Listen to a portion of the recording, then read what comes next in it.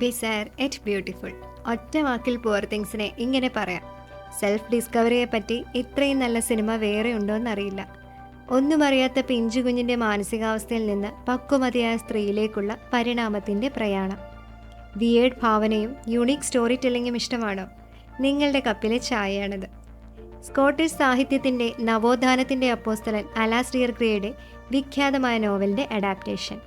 ബ്ലാക്കും വൈറ്റും നിറങ്ങൾ വാരിയെറിഞ്ഞ പരസ്പര വിരുദ്ധമായ കളർ ഗ്രേഡിങ്ങും അബ്സർബായ അൺസെറ്റിലായ നിരവധി രംഗങ്ങളാലും സംഭാഷണങ്ങളാലും അതിവായനകൾക്ക് വിശാലമായ വാതായനങ്ങൾ തുറന്നിടുന്ന യോർഗോസ് ലാന്തനോസ് എന്ന ഗ്രീക്ക് സംവിധായകൻ്റെ ടെക്നിക്കലി ബ്രില്യൻ്റായ ആർട്ടിഫിഷ്യൽ വേൾഡിലേക്ക് സ്വാഗതം. ജീവിതത്തിൻ്റെ ഏതോ കറുത്ത കോണിൽ ആത്മഹത്യ ചെയ്ത ഗർഭിണിയായ ബെല്ല ബാസ്റ്റർക്ക് ഒരു പുത്തൻ പരീക്ഷണത്തിലൂടെ അവളുടെ വയറ്റിലെ കുഞ്ഞിൻ്റെ മസ്തിഷ്കം പിടിപ്പിച്ച് ജീവൻ കൊടുക്കുന്ന പ്രൊഫസർ ഗോഡ്വിൻ.